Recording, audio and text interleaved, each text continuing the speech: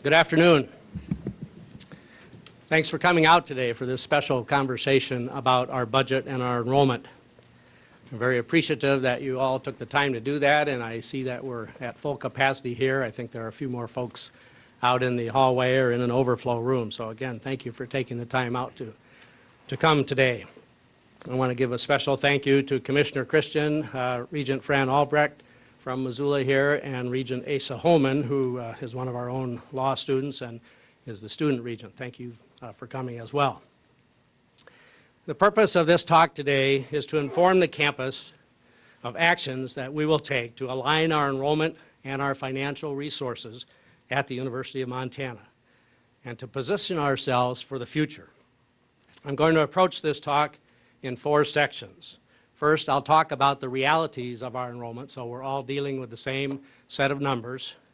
Second, I'll talk about the financial implications of those numbers and specific budgetary actions that we're going to be taking. Third, I want to talk about some immediate steps related to our recruitment and admissions process. And 4, the longer-term adjustments to our programming that will strengthen us both financially and academically. Central to this conversation is the imperative to maintain fiscal responsibility, to reinforce the exceptional quality in education, research, and service for which we are known, and to ensure the well-being of our students.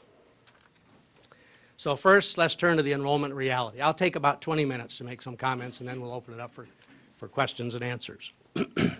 So at the present time, we have an enrollment of just over 13,000 head count and just under 11,000 full-time equivalents. That follows a peak head count of 15,400 that we saw in 2011, followed by a steady decline since then. The peak itself occurred after a dramatic climb in enrollment from 2008 through 2011. So we are currently at approximately the same enrollment levels now as we were pre-recession. I won't dwell in detail on the specific reasons for our enrollment decline, but I do want to establish that multiple factors have been at play. These include at least the following. First, our own recruiting challenges in the face of increasing competition. Second, a declining Montana demographic of college-going students. Third, the multiple effects of the economic recession and its recovery that played out first in moving students into higher education as jobs became scarce, then the opposite effect as job availability returned, and afterwards students migrating toward majors perceived to be more directly connected to jobs. The fourth factor I think has been at play is our ongoing visibility around the topic of sexual assault. These are not excuses, they are reasons. I don't know the relative contribution of those 4 factors, and each of us can likely argue the importance of one over the other. But they've all played a role in getting us to the reality of our current enrollment situation. So moving to financial alignment, our general fund budget is built almost entirely on enrollment-based revenue sources. First, the regental allocation of the dollars appropriated by the legislature, and second, the tuition paid by our students. During the years of the steep enrollment increase, we added personnel to the university's workforce, over 400 full-time equivalents of addition, both faculty and otherwise, to meet the needs of our students. With the subsequent decline in enrollment, we're now in a personnel-heavy state, if you will, with more employees than our revenue sources can support, and too much of our available money spent on people, leaving an insufficient amount for operating expenses. We have decreased our base personnel numbers only modestly in recent years, and up to this point, we've used mostly temporary measures to make expenditures and revenues align. We cannot continue in that temporary mode, so it's time to adjust our base budget for alignment with our enrollment. We're not a business, but we do need to operate on sound business practices, and that requires that expenses align with revenues. So how should we adjust our personnel base? We have 2 parameters to guide us: national norms for institutions of our type, and our own history from more stable enrollment times. Going forward, we will therefore set a faculty number based on a student-to-faculty ratio of 18:1, and those are full-time equivalent calculations. That also correlates with spending at least 50% of our budget on instruction. We'll set our non-faculty workforce using a non-faculty to faculty ratio of 1.4:1. So that 18:1 faculty ratio will ensure high-quality education that we are known for, because that is really the standard around the country, that 18:1. And the non-faculty numbers will provide the staff necessary for proper support. Both of these ratios are more favorable than what we had in pre-recession years, and they are more favorable than what we had during our peak enrollment time period. At our current enrollment of 10,915 full-time equivalents, that faculty number using that 18:1 ratio comes out to 606, the non-faculty number to 849. Those targets will require reductions from our current staffing levels of 52 faculty lines and 149 non-faculty lines. The latter number including the categories of staff, contract professionals, including administrators, student employees, and graduate assistants. So again, if you want to look at these numbers, we had ramped up pretty aggressively in most of those employee categories during the growth years. Yeah, go ahead, Rebecca. Yeah. So you see here, pre-recession numbers. In the years prior to the recession, we had a student FTE that hovered around 11,900. And at that time, we had 1,340 employees in our workforce. At our peak condition, around 2011, we had, you can see the student FTE, 13,917, and we had ramped up quite a bit, as I said, over 400 employees to get to that 1,748. Now we have the enrollment at 10,915, and what I'm budgeting for, what I'm telling you here, would be an enrollment force of 1,455. So again, note that this total employee number for FY17 is still significantly larger than in pre-recession days where we had similar or even a little bit bigger enrollment. And that number has to be bigger today. The 1,455 has to be bigger for a couple of reasons. First, we were significantly understaffed back in those pre-recession days. And secondly, our responsibilities in terms of student services or compliance areas are much greater today than they were in the past. So these adjustments to that 1,455 will address our current structural budget situation and again, ensure that we're spending 50% of our money on instruction. The decreases in employee numbers will be made through a combination of what I'll call opportunistic measures, that is normal attrition, but more importantly through strategic decisions. And so these actions are summarized in this table, this next table, so I want to go through this with you in some detail. There are 7 categories of actions listed down the left-hand side, and then the numbers of faculty and non-faculty employees that will be assigned to each of those action categories, if you will.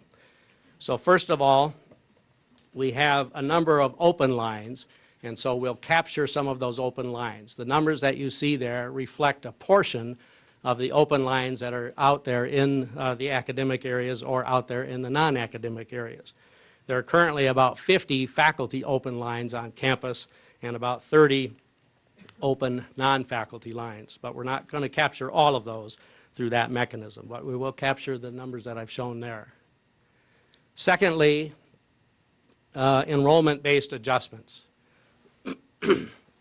Certain academic programs are essential to our mission and our identity, but they have experienced significant enrollment reductions and are therefore slated for staffing adjustments on a program-by-program basis.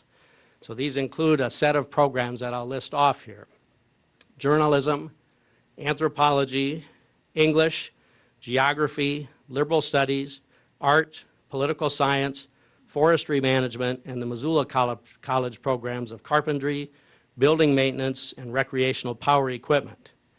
The deans will work together collectively within that set of programs to identify where these specific numbers will come from. Now, reductions in teaching faculty in those areas will require some enforcement on the part of the deans with respect to several parameters.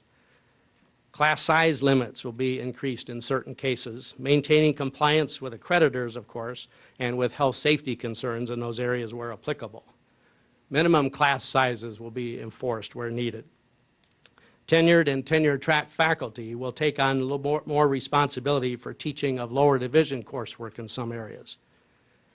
More courses will need to be offered during expanded hours and evenings to accommodate the needs of students and to gain efficiencies in our physical resources like classrooms.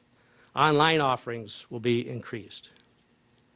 And we will exercise all reasonable flexibility, of course, to ensure that students are not unduly affected. The third category, graduate assistants.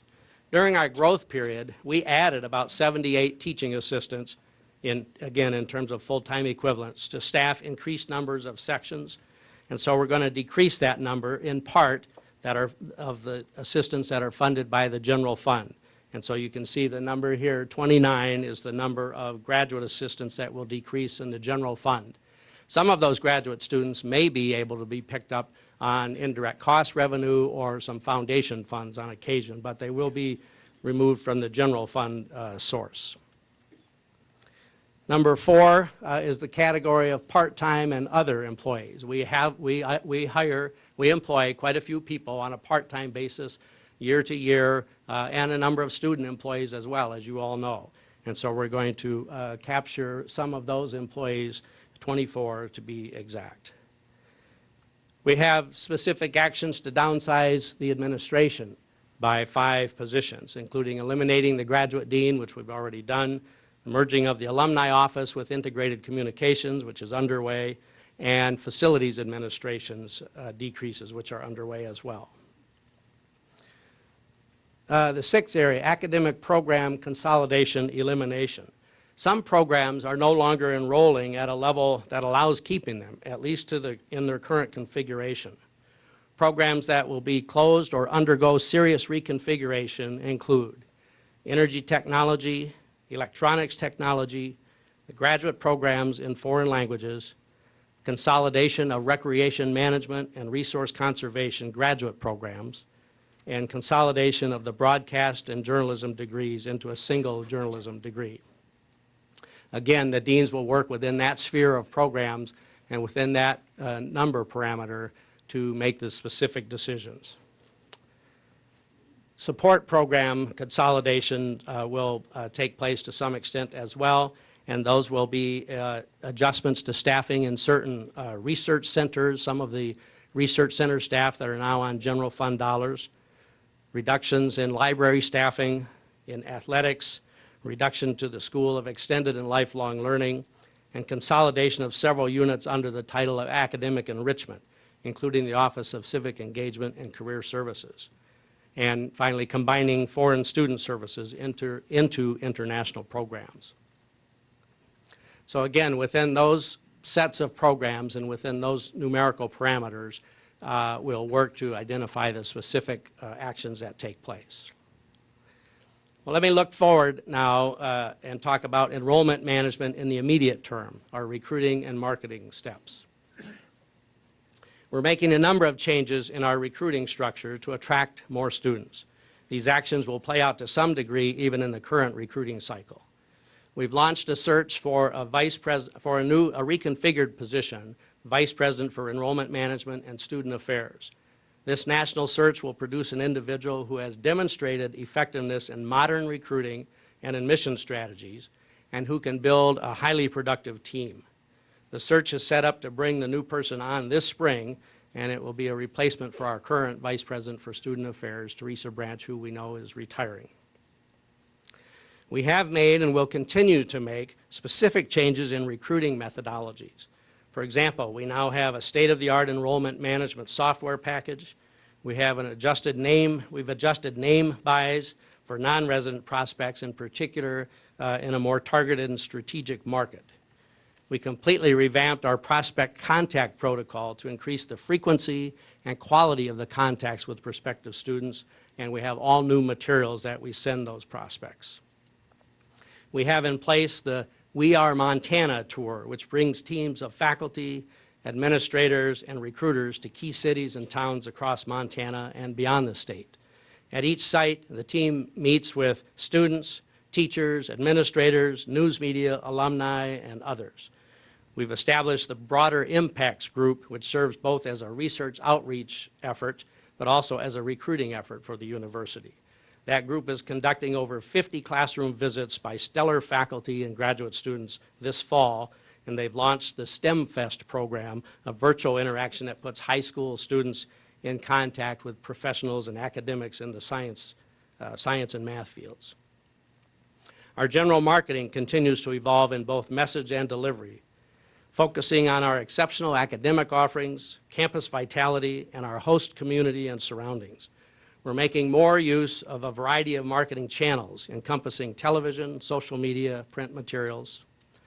Customer service is going to be central in both our admissions processes and our on-campus services to students. We will increase our focus on this critical area collectively. Let me turn to enrollment management in the long-term sense, that is programmatic alignment. In the long term, we must adjust our academic portfolio to be increasingly attractive, relevant, and outcomes-based, while not losing sight of our fundamental identity and the role that we play in the state of Montana. Over time, the adjustments described before will give us the flexibility to invest in strategic areas for the future. We're proud of our heritage, and at the same time, we must adapt to the expectations and interests of students, parents, and citizens. Partly as a result of the Academic Alignment and Innovation Program conducted last year by the faculty, and partly as a result of analysis of workforce trends, society needs, and student interest, we'll focus on strengthening our programming in several key strategic areas for the purposes of growing enrollment. Both programmatic and staffing changes must occur in order to accomplish these changes, and they will not happen overnight.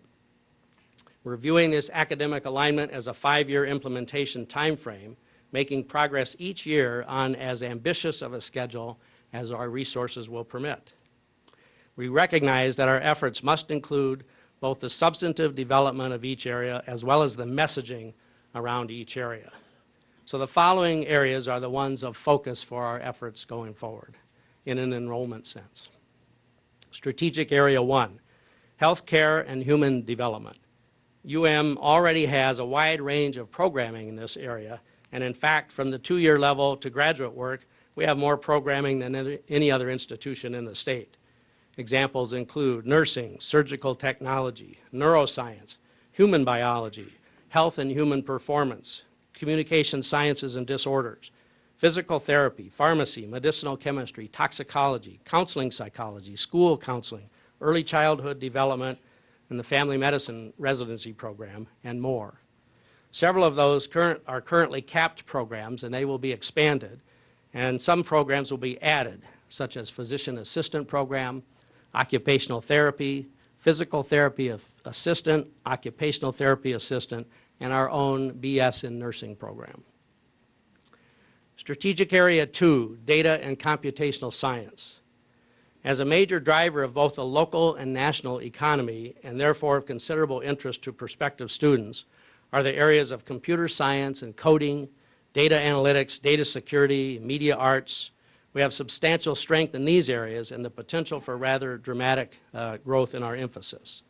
We've recently started certificate programs in cybersecurity and data analytics, and we're developing through the School of Business a proposal for a master's degree in data analytics.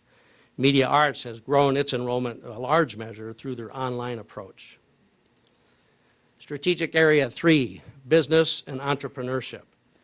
has the premier business school in the region, the only separately accredited accounting program, and the only MBA program in the state. We have excellent core programming in the traditional areas of business, like finance, marketing, management information systems, and so on. But we also have some distinctive niche programming, such as the entertainment management program.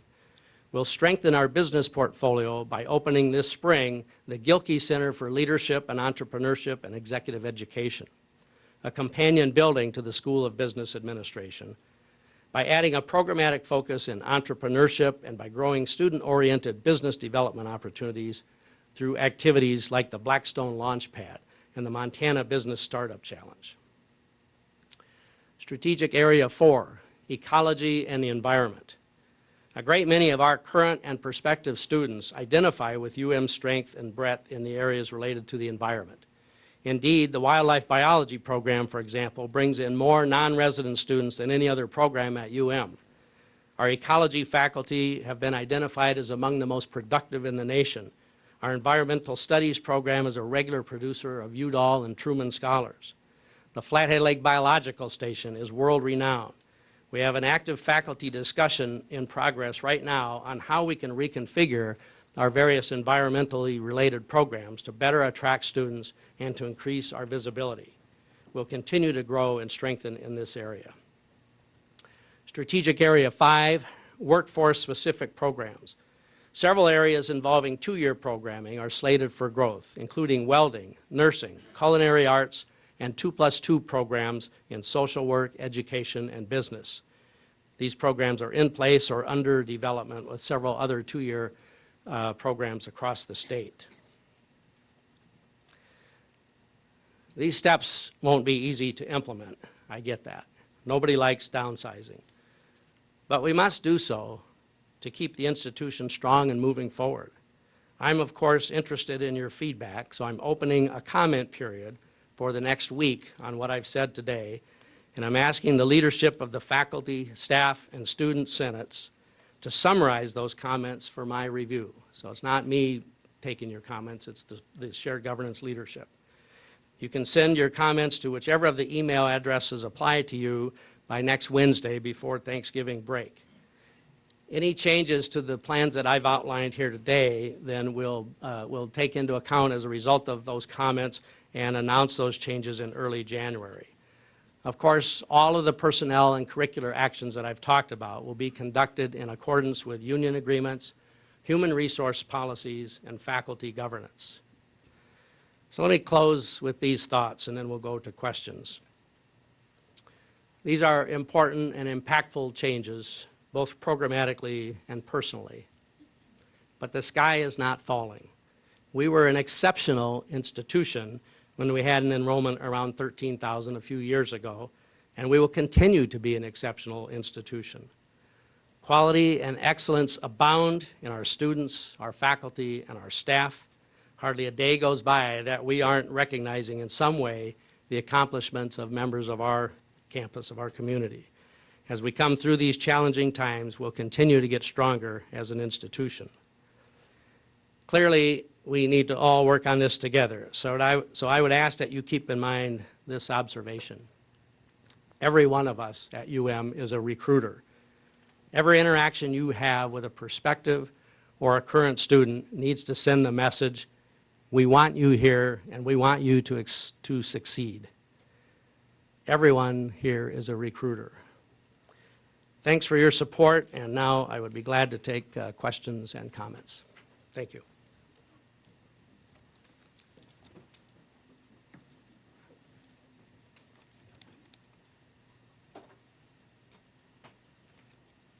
Come on, somebody has a question. Yeah, Doug.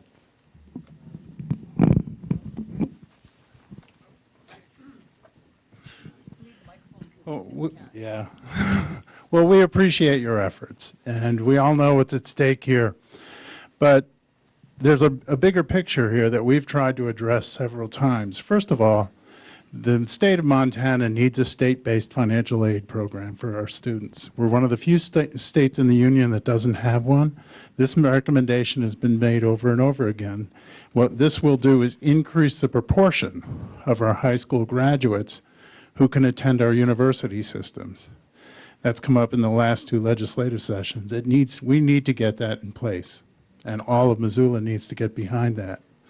The other thing that we could do to increase our enrollment is appeal to the community at large. Missoula, our local economy, for every 1,000 students we loses $50 million every year ongoing. Loss of 3,000 students is a loss to our local economy of $150 million. A scholarship program for local students to attend the University of Montana would cost about $3 million as a match to a Pell Grant. This is another thing that our community can do to encourage our local high school students to attend the University of Montana. And there are a number of other things we can do. The Board of Regents and the legislature should act to set up a central database and to change the Montana code so that we can set up a central database of juniors and seniors in high school across the state. The Montana code is going to have to be changed to do that. It's a small change. There's a technical glitch that disallows us to contact the high schools and get those lists. But we can get that list. We can build a central database so we don't pay the ACT from 3 or 4 different campuses to get the same list.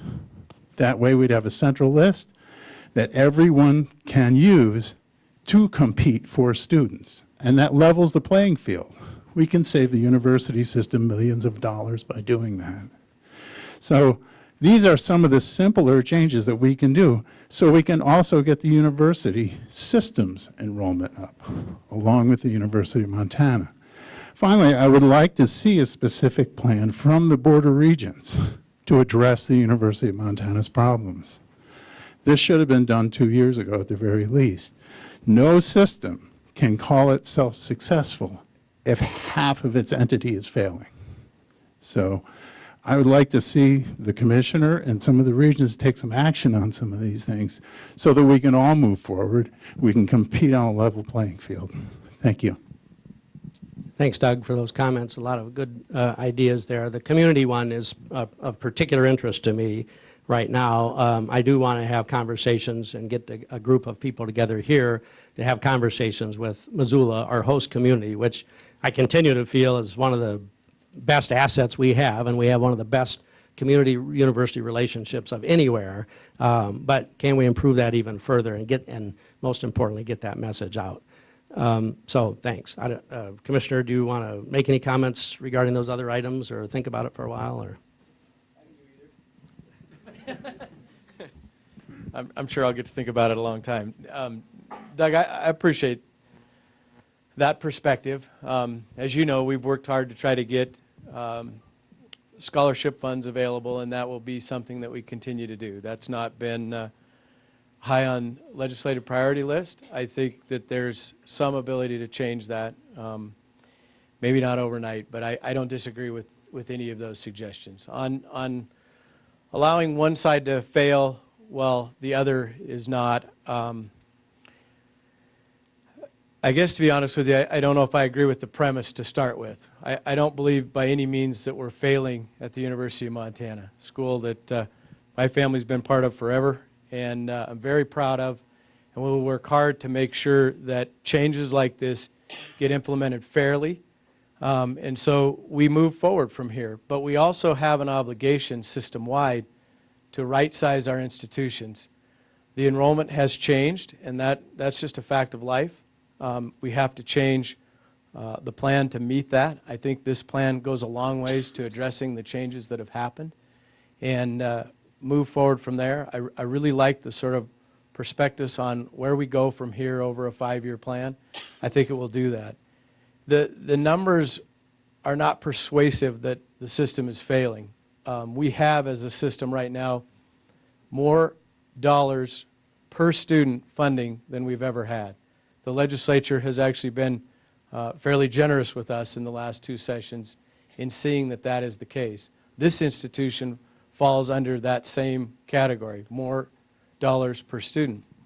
It has changed because the student count has changed, and I understand that, and that creates very difficult conversations like the one that you're having today. But the dollars are there for the students that are there, and we have to adjust that to meet the student needs and the student demands that are present. And we go from here, and we build up from there, and I think we can do that. The distribution across the system is formulaic. It's something that when this campus was growing, it argued for vigorously. That formula was put in place. It disperses the money based on an FTE count. And I think that's what we've done now for quite a while, and it makes days like today challenging, but I think as we right-size this institution, there's a bright future. We're not failing by any means, and we won't fail. I completely agree with the president on 2 points. I think customer service is really leading institutions around this country right now. That game has changed a bit from what it was a while ago, and I think this campus needs to be very centered on that moving forward.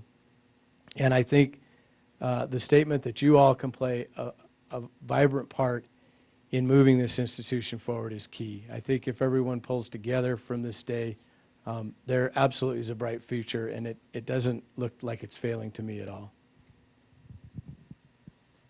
Thanks. Another question here? Hello, and thank you for coming out. I understand that this is difficult to do because, announcing budget cuts doesn't make anyone real popular with the faculty and so on. And I thought I'd just ask, and maybe this is a question that you've been beaten over the head with already because I saw the protesters outside and so on, but it seemed like a lot of the cuts specifically were targeted at humanities type stuff like poli-sci, anthropology, or humanities and social sciences. And then whereas a lot of the areas that you said were ready for growth were more like hard sciencey or STEM or technical related. And so I'm just asking, I guess, if that's an accurate characterization or if there's more to it than that of your plan going forward. I think that the programs that were in that category of reduction, they are the programs that are struggling with enrollment, and yes, there is a correlation there to the humanities. And I'm deeply disappointed that that is the case in our country today, that students are not attracted to the humanities the way they were a decade or a generation ago. I think that is somewhat of a reality, and that is why those programs are absolutely staying in place, but we do need to adjust them for the realities of the size of those programs in today's world. The fact is, if we're going to maintain programs such as the humanities, we need other programs that are going to be vibrant and healthy to generate the enrollment.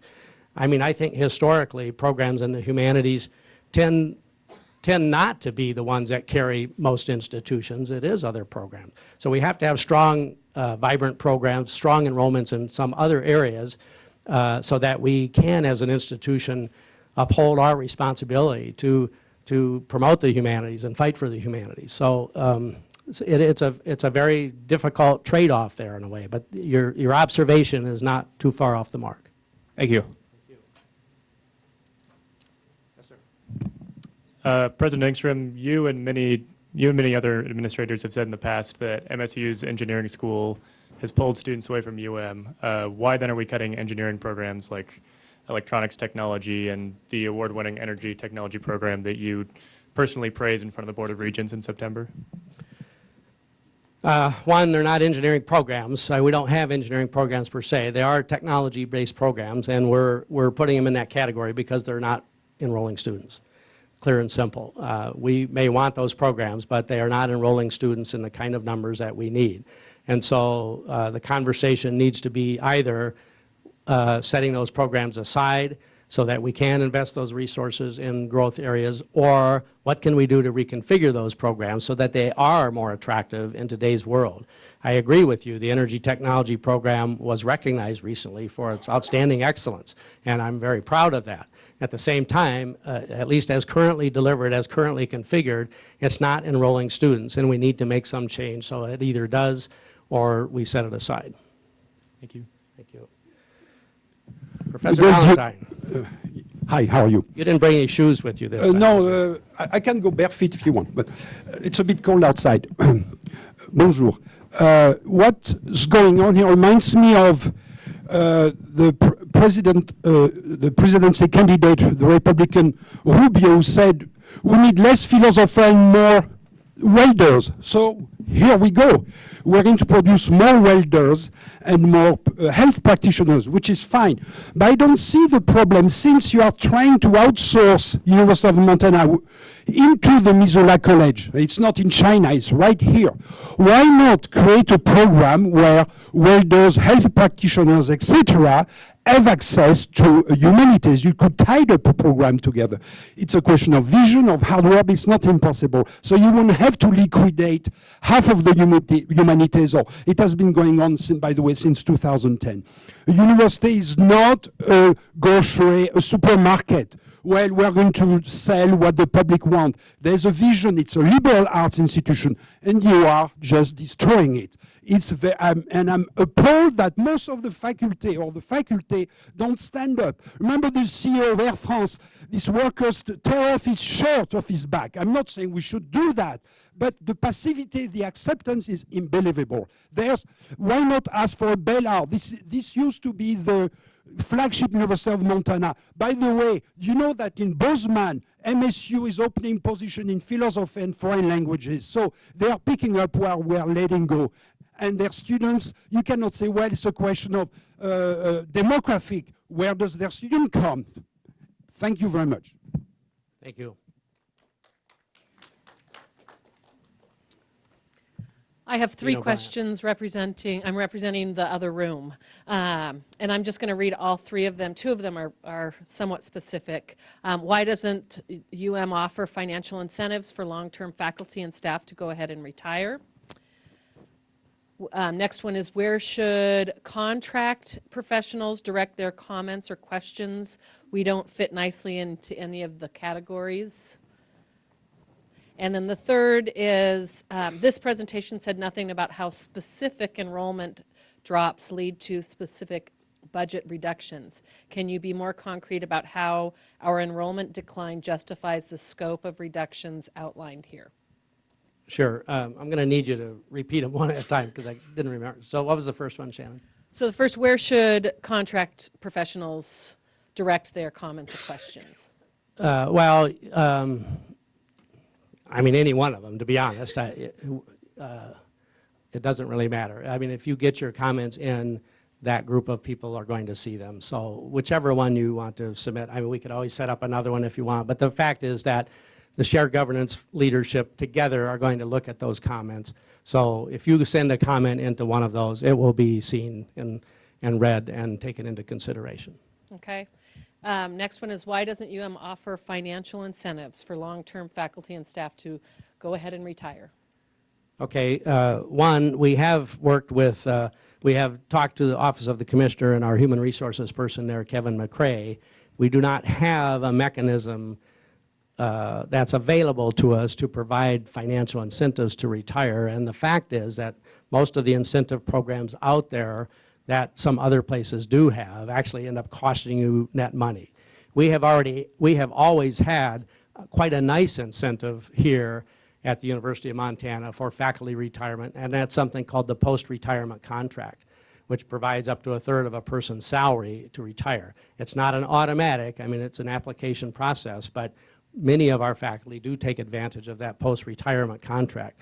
I have to tell you that that's a pretty rare incentive. There aren't that many institutions that have a post-retirement contract, so it may not be the ideal incentive package in the context of what we're talking here, but it is an incentive.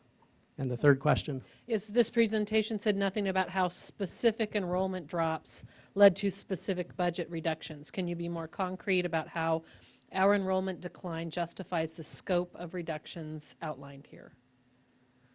Let me answer that first in a global sense. And so in an overall university sense, our enrollment has declined by the numbers I've shown you there. And so we are then using that enrollment change to set the new employee level at the university. So in a university-wide sense, it's exactly tied to our enrollment. In fact, it's maybe more tied to our enrollment than it ever was before by setting those ratios that are student-dependent, that are enrollment-dependent. Those ratios, however, are not intended to be applied at the specific program level. So anthropology, or pick your department, doesn't necessarily have to have an 18-to-1 ratio. That's a global metric that applies to the university as a whole. It will be up to the provost and the deans, again, to work within that set of programs that I outlined to find those numbers. If it happens out of anthropology, that's one way to do it. If it happens out of some other program, that's another way to do it. So the enrollment changes aren't specifically applied to the programmatic level, although the programs listed there are the ones that have seen sort of disproportionate enrollment changes compared to the rest of the campus. Next question. Hi, Royce. I have two questions. One has to do with structure, the other has to do with budget. The first is, we met with you on November 4th, the Student Affairs Directors, and we had, I thought, a very productive conversation with you regarding the change for a new Vice President for Enrollment Management and Student Affairs.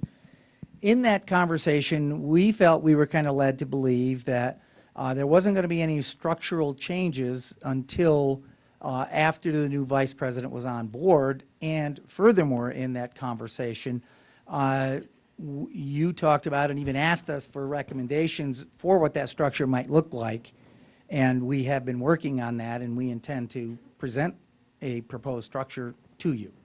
But my question has really, what has occurred in the last 12 days that warrants moving career services and FSSS at this point in time, and what are the efficiencies gained by doing that? You're absolutely right. We had a great conversation, and in the sense of overall structure of what that new Vice President for Enrollment Management and Student Affairs has, the portfolio that that person has, will continue to be under discussion and will evolve as we look at candidates and so on. There are at least a couple of areas, though, that I think in listening to that group that day and in thinking about that further, that are pretty obvious connections to me. I mean, we have an Office of International Programs and we have an Office of Foreign Student Scholar Services. Both fine offices, they both do a great job. There is a certain amount of overlap, and I think that it's time to make that a more unified approach. And I think the same could be said for career services. But again, Mark, if you and others think that that's absolutely the wrong thing to do, then let me know that, and we'll see where that leaves us, I guess. But there are just some things that are pretty obvious connections and a way of improving our effectiveness in working with those particular groups of students. So that's where that is for right now. Okay, thank you. And did you have a second part? Oh yes, Or I that was have it? a second. This is going to take a little Shouldn't have longer, asked. Royce. First of all, I appreciate that there is a plan, and I think that this is great. Speaking for myself, I hope we have the stomach to do this. Now, the reason that I say that is because a few years back, you had a very good plan to start that right-sizing process, and there was some upheaval from a group of faculty. From that point forward, we've had this steady diet of one-time only cuts. And that brings us to what I consider a very, very, very serious place now and next year. But your plan that you outlined addresses next year. My concern is that we have to get through this year. And so I want to talk about the plan that was proposed last year, and then in April at the April budget meeting was changed. So we had a plan last year to take $3.2 million from student affairs, $3.2 million from academic affairs, and $3.2 million from all sectors. Of that plan, it was announced in April that the plan changed. And what we actually did going into fiscal year FY16 was a $5.7 million cut, which meant that we kicked 3.8 into FY16. Now, at that meeting, I asked several questions of the people, of Dawn and Mike in particular. I asked, first of all, what changed the budget projections so that we reallocated funds, and that was what I was told was that was on the significant increase in applications, and I cautioned at that time that it might not be a good idea to make a budget on application versus, say, admitted students or whatnot. But that didn't happen, and I suggested then if we were, and I asked her at that point, so what you're saying is if we don't meet our budget targets this fall, we're going to have an immediate budget impact. Well, we know it's $3 million this semester. We believe, I believe, that it's going to be somewhere between 6.5 and 7 between now and June 30th. But that would have been, had we stuck to the 9.6, that would have been a $2.7 million problem that we have to deal with this year versus the 6.5 to 7 that we're going to have to address this year. So my concern is in sticking to this and having the stomach to do what has to be done, because there was some positioning, and the next thing you know, instead of 9.6, we're doing 5.7. And yet again, we're kicking a problem into another fiscal year. And right now, although you haven't mentioned it, I believe the numbers that I'm looking at would indicate that we might have a $12 million budget problem for FY17. And some of that is the one-time only 3.2 that came from academic affairs. We know we got 2 to 3 million coming in insurance increases.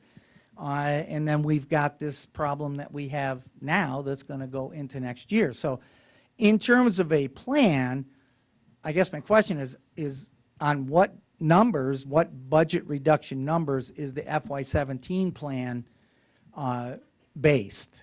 And are we allowing that whatever fallout from our current situation and our current budget shortfall in FY16, is there going to be any of that that's going to end up in FY17? So that's a long way around the barn, but that's my question.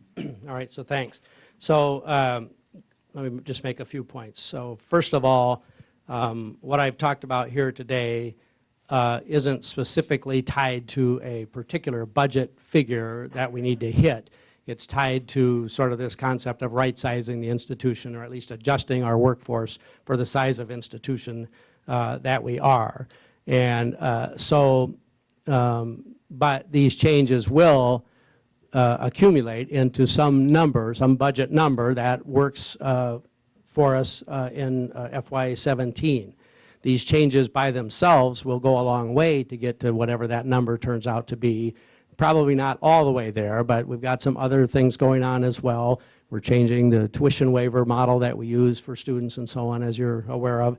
So this maybe isn't the complete budget picture for FY17, but it is the picture for right-sizing the institution.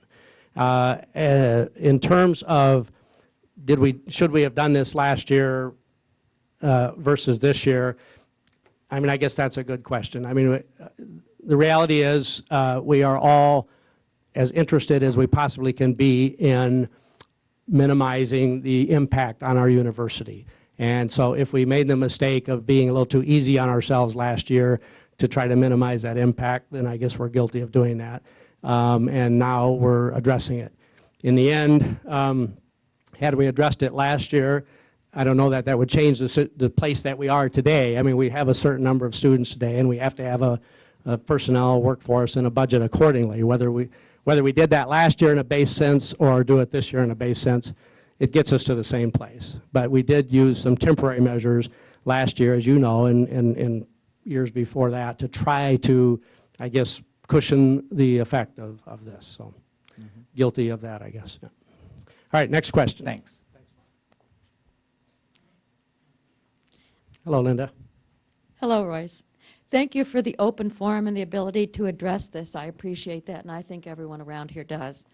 I would like to make 3 brief points. One, I'm concerned, as Professor Valentin is, that the shift to MSU with the liberal arts mission will be definitional for us, and it may be something that we will regret in the long run, because I see that some of the liberal arts programs have been sufficiently downcut because of opportunistic cuts, that they are engaged in a kind of a downward spiral. And I hate to lose the kind of liberal arts mission that have traditionally defined us. Secondly, not to belabor the obvious, but I'm concerned that there will be opportunistic cuts because of retirements, and that the integrity of the programs will not be adequately considered. And the reason I mention this is because if you look at the positions that have been cut already in certain key programs, that is absolutely true. And the third point I would make, and again, is that you cite the reason for the faculty versus non-faculty cuts to a 1.4 ratio to faculty. I understand that this is a national ratio. I do understand that, and I also understand that the regulatory burden of various government programs are suffocating us. But still, wouldn't it be great to have a vision where we could cut below that level and lead the nation in doing that instead of following behind? The biggest criticisms of the United States education, as it's been voiced in many journals and editorials, is because of the large bureaucratic overlay. I understand why it's happened, but I would just call on you maybe to take the lead and to try to cut us for us. Thank you. Thank you. I don't know if those were questions. I mean, I can certainly respond. There is no question that the number of people it takes to run a university who are not faculty has increased. And it's not all regulatory. I mean, a part of it is regulatory. We have also added people, though, in our advising area over time, or in our disability student services over time, or in our veterans office, positions that help those students succeed. And you know, whether we like it or not, maybe in generations past, the faculty were able to be the people who did that kind of advising and counseling and so on. That's not the case so much anymore. And so we have had to think about what other kind of people does it take for students to succeed. Student success is a way bigger deal than it was when you and I went to school. We have a responsibility today to work harder to help those students succeed. And that does take people other than faculty members to do that. So that's the origin of that. So if you're asking me if I'll go out and say, let's reduce that number to 1.0 or something, I don't know if I can do that under the present circumstances. I think that we all have to be, in today's world, keyed in on student success. Does it take 1.3? Does it take 1.4? We can argue that all day long, I guess. But we do need those people. But we did probably ramp up from a quantitative point of view, maybe greater in some of those areas than our student base allows us to do, or has allowed us to do. I appreciate that comment. I think that everyone in the room is committed to student success, or we wouldn't be here. I just think that there should be a kind of an imaginative, reconfiguration of some of these services on campus. Just as the disciplines have been called on to do this with fewer faculty, I think so should the administration. Thank you. Next. On that same basis, would it be possible when you post your PowerPoint presentation to kind of indicate what the personnel were in 2008, how many faculty, how many staff, how many contract administrators, how many official professionals, and compare it to the numbers in that same category now? That way maybe when people are doing their comments, they have a gauge also to see where the growth has been in the employment and where the growth has been maybe disproportionate, like Linda said, Yeah. to where the cuts really need to be made, since we do want the students to stay. Yeah, we absolutely can do that. We've got that data, so we can put a link to that data up there. So sort of the different categories of employees, pre-recession, peak enrollment, and now. We can certainly do that. Thank you very Yeah, much. You bet. You're back. Hello. Many of the general education requirements that all students are required to take to graduate are in the very humanities departments that are receiving cuts. They're often taught by graduate assistants. Are students expected to be in larger classes? Are there going to be enough of those classes offered? Are the general education requirements going to be changed to reflect these cuts? Yeah, good question.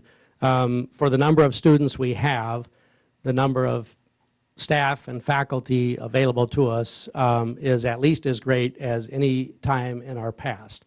And so while there may be reductions in staffing in those areas, there are also reductions in the number of sections that we need in many of those gen ed courses because we have fewer students needing those courses.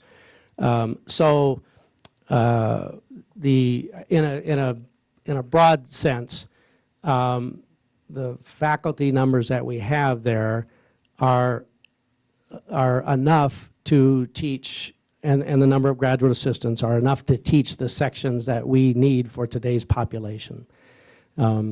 So there shouldn't be a situation where, I'm not guaranteeing there will be no situation, but there shouldn't be many situations where a particular gen ed course in particular isn't available to our students. We may have fewer sections of them, and it may be a little less convenient in terms of the time that you can get that particular course or the section you want. But I don't think at the gen ed level we're going to be in a situation where not having the courses that the students need. Thank you. President Engstrom, I live here in Missoula and decided to support the university by enrolling as a returning student. I've also offered my 19-year-old son, who's an enrolled student here. Do you have any more? But I have to say, I can't tell you how disheartened I am by this situation today. And I did hear you say that customer service will be a factor. I hope it will be. As a returning student, I can say that the environment has been, for a long time, it took me a long time to get through the admissions process. As a returning student, I didn't feel like I was heard, my needs were heard, were marginalized into things like Molly. I can't tell you, the humanities mean a great deal to people in my stage of life.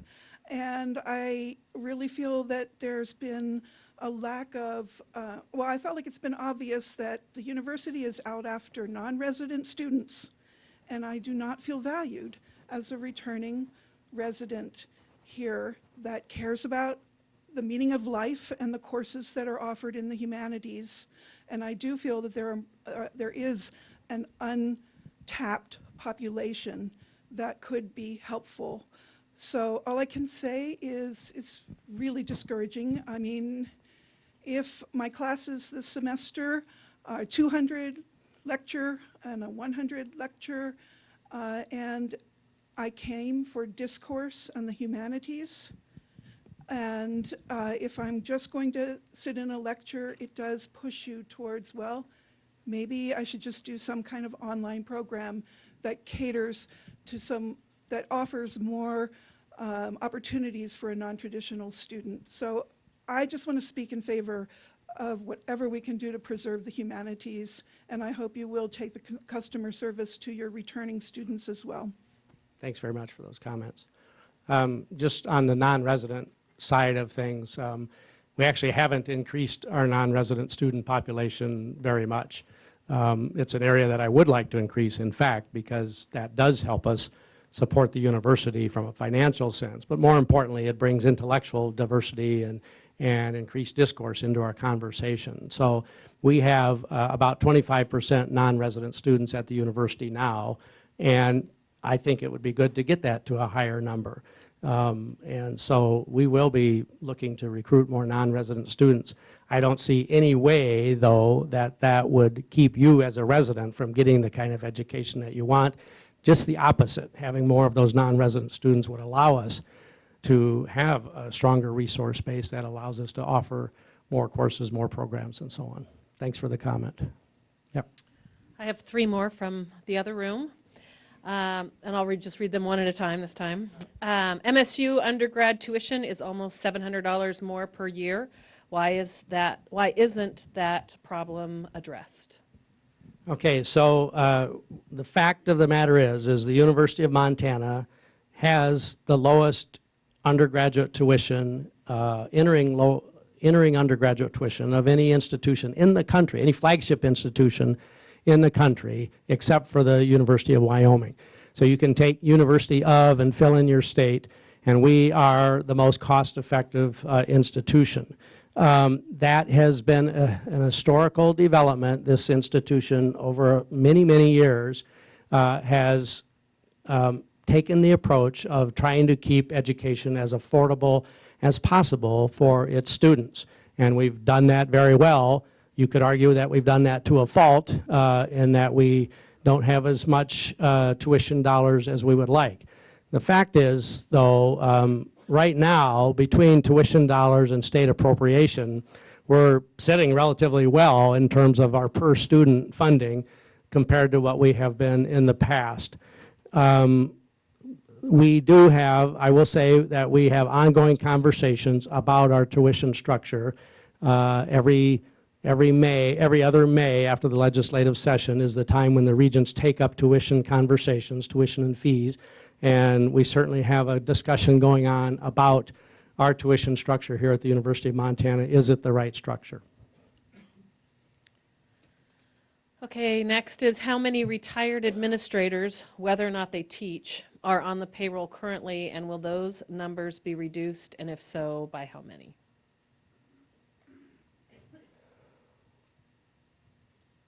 I'm not sure if we have any retired administrators on the payroll. Perry, do you?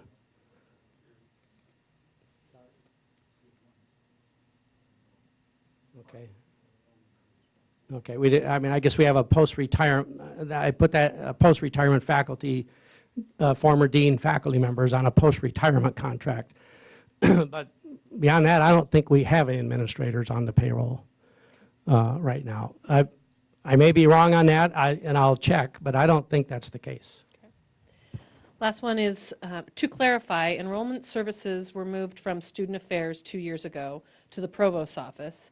Graduate School is now moved to VP Research. Will there be any reduction in the Provost's office since it no longer manages either graduate education or enrollment? Well, yes. I mean, well, in the sense that the graduate dean line has disappeared, and so that budget is no longer in the Provost's office, or will be no longer in the Provost's office.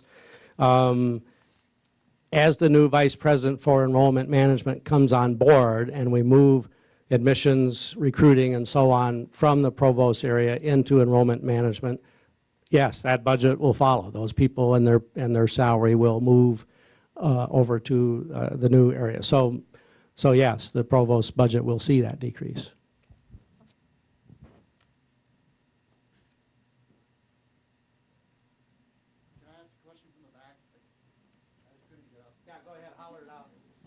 I speak pretty loudly because my practically deaf father is living with me, so this is good practice for that. Can you speak to the role that academic alignment and innovation program played in these cuts?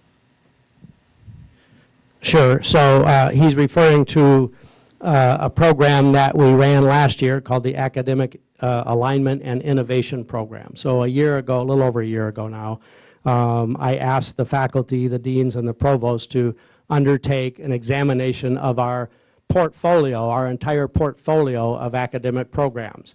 So the faculty took that charge to heart and did a great job. Andrew Ware, I don't know if Andrew's in the audience here, but Professor Ware coordinated that effort and put together a fine group of people to examine our portfolio. We did this because while we currently have a 7-year review process for all of our academic programs, that is really conducted on a program-by-program basis, and it doesn't really give us the opportunity to think broadly about our whole portfolio, and that's what this AAIP exercise was about.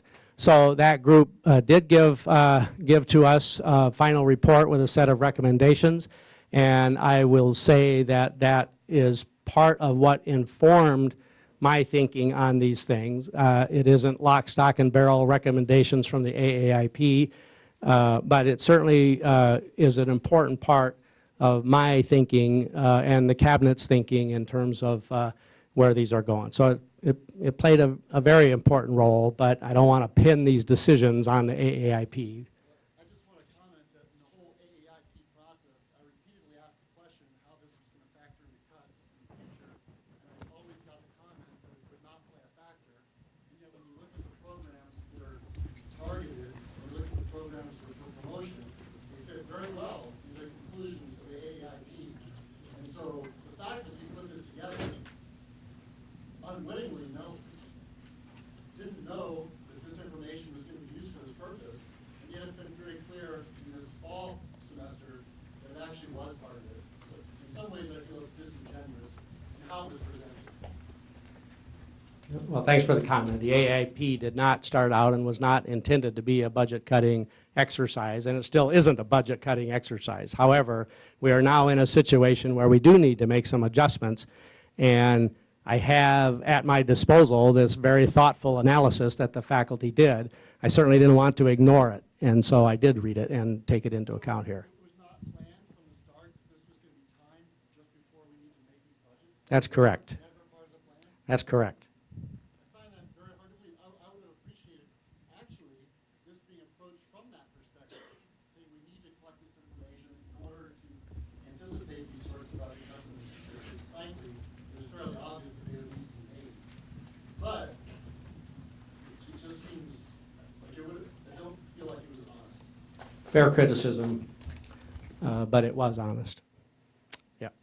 I appreciate the difficulty of the task that you're taking on here. Although one of your responses earlier to Mark, where he asked you if we should not have begun this process a year or maybe 2 years ago, I find very troubling in the sense that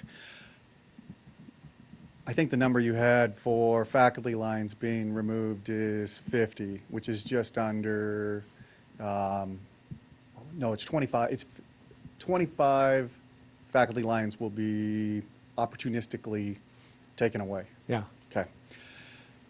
Having spent time on that very committee, the AIP committee, with a number of other faculty, and I would say that our approach was really very honest and open about it. It wasn't about cutting lines from our perspective. But it makes it difficult for me to justify my time on that task force and others when we have these kinds of cuts that are clearly not strategic. I mean, if we had begun this process last year, the year before that, we could have put in place more strategic cuts at a more appropriate level, rather than having to just simply take 25 this year. And so I just make that comment. The other question I have, though, is, are we expecting that enrollment will be lower next year?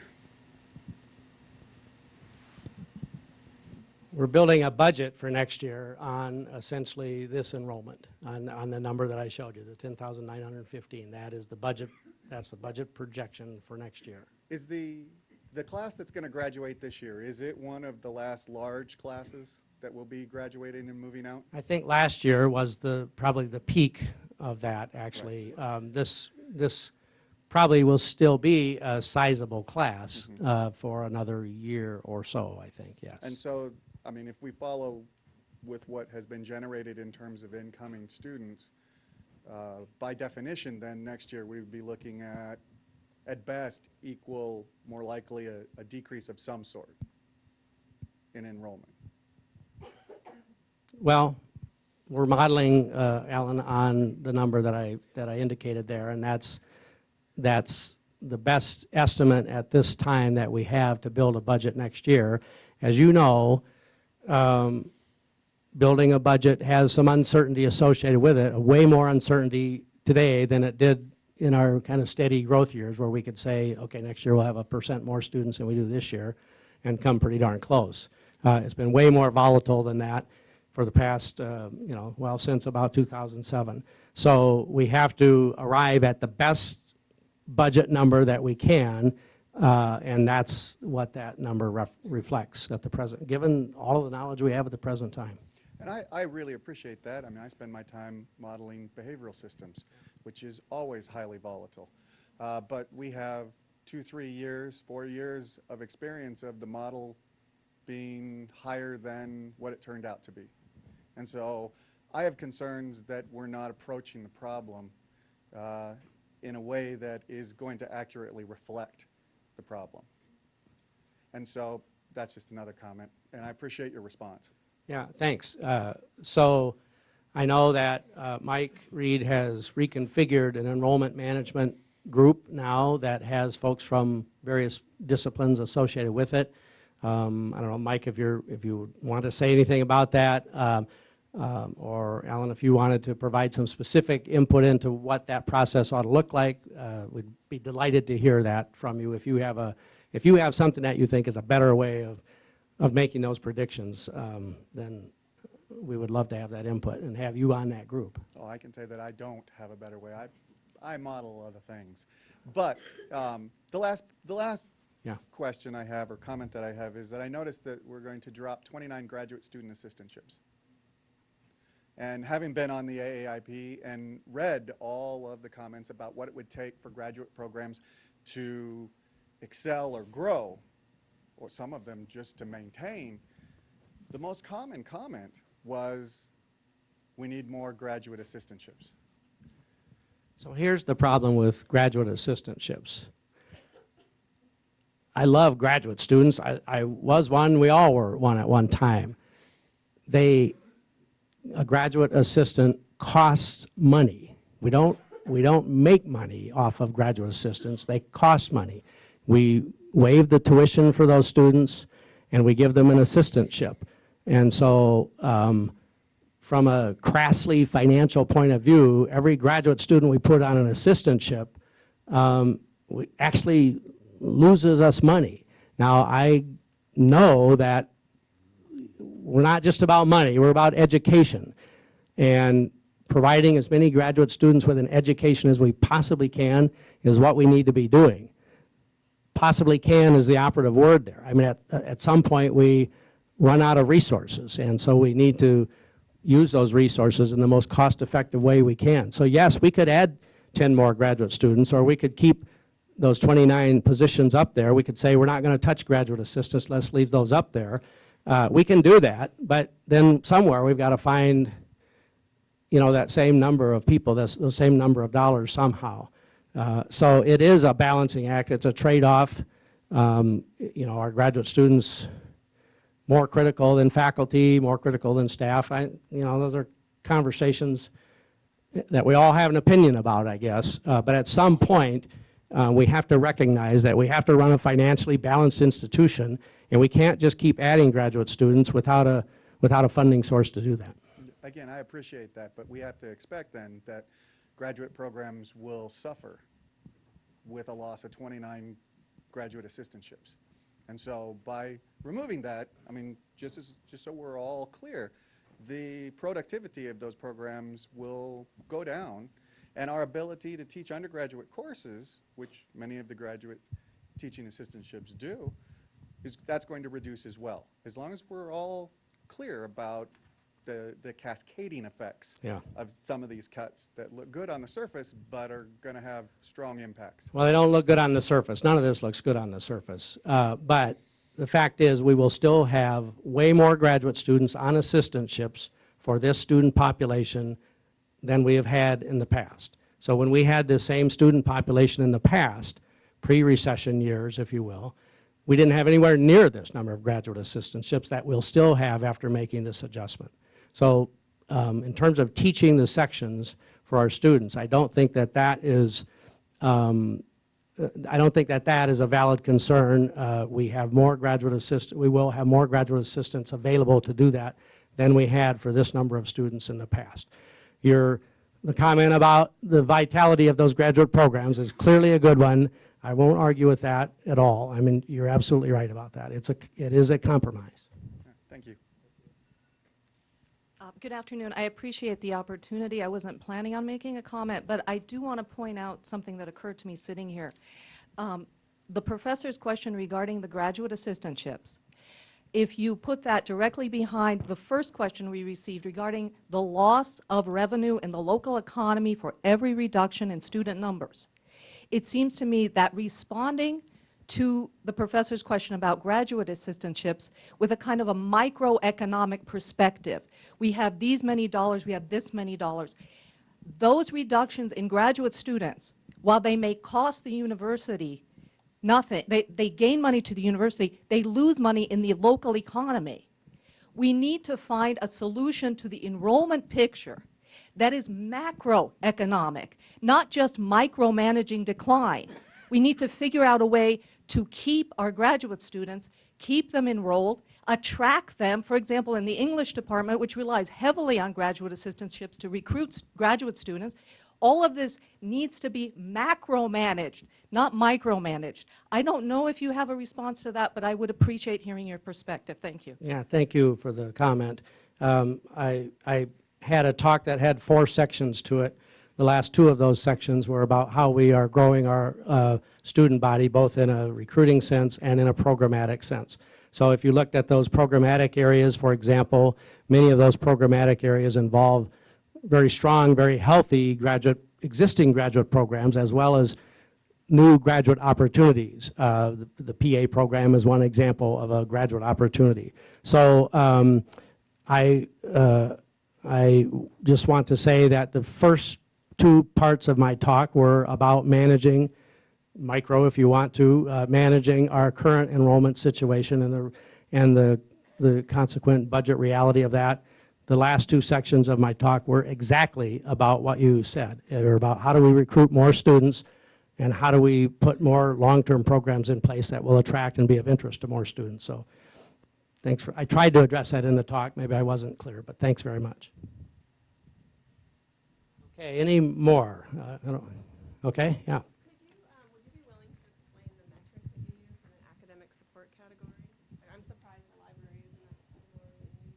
Career services, programs that you didn't run through the AAIP or weren't informed by that. If you could talk about the metrics specifically that you use for those. Okay, so the specific metric, Megan, is that trying to establish some logical basis in the gross sense, in the university-wide sense, for the number of support staff or non-faculty staff that we have.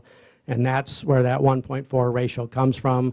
Again, that ratio is higher than what we had for this student population before, in recognition of the fact that it takes, as we talked with Linda earlier, it takes more people in a non-faculty role to do what we need to do as a university. The inclusion of the library in that mix is, I guess, a decision to ask ourselves, in today's world, does it still take the same number of librarians that it did, a decade ago or whatever? And I know the librarians will have their opinion on that. It's a question I think we need to ask ourselves, and so that's why it's in there. Yes. Royce, I've got 2 questions. If money is one of the big issues here, the University of Montana and the state of Montana, we have a credit rating, AAA plus, and interest rates are at an all-time low right now. If we're looking to a brighter future, can't we bond some money to get us through this time and maintain our faculty and graduate students and TAs? Then the other question is, we've got a summer program that's been nipped at the roots year by year. Summer school is one of our great ways to bring in students who are already here, utilize all the resources, and we don't need that many students to fund a section of a summer class. Why don't we inject a lot of vibrancy into our summer program, because the return on investment is huge there. Yeah. Thanks, Gary. The first part, can we sort of borrow or mortgage our way out of this? That's kind of what we have been doing for the last several years in terms of trying to, as Mark pointed out earlier, sort of borrow from our auxiliaries and things like that at really 0% interest, I guess you'd say there. So we have been managing this in a bit of a borrowing or a mortgaging situation up to this point, as opposed to base cuts. And so, and frankly, we did that in hopes that what we were seeing in terms of enrollment was a temporary situation that would turn around. It hasn't after 4 or 5 years, and so I think the time has just come to take an approach that isn't a mortgaging approach, that it is a recognition that, at least for the time being, for the foreseeable future, our enrollment is what it is, and we'll work like hell to get that up, but it is what it is, and it's not going to change overnight, so we do need to kind of come to grips with that, I guess. As far as summer school goes, that's a great question. One of the things that has happened in summer that has affected summer school is that the Pell Grant situation has changed for students. So the Pell is the grants that come from the federal government for students to go to college on a need-based. And a few years ago, the federal government changed the distribution of Pell money so that summer courses are no longer eligible for Pell grants. And so that has affected summer school enrollment, not just here, but kind of nationwide. I mean, there's a whole group of students who don't get Pell Grants for summer school. So that has been a factor, maybe not the only factor, but it certainly has been a factor that has been at play. So there is discussion in Congress about that issue, and the higher ed organizations are in fact lobbying Congress to put that summer Pell back in. Clay, do you have any more on that? Did I characterize that pretty much correctly? Okay.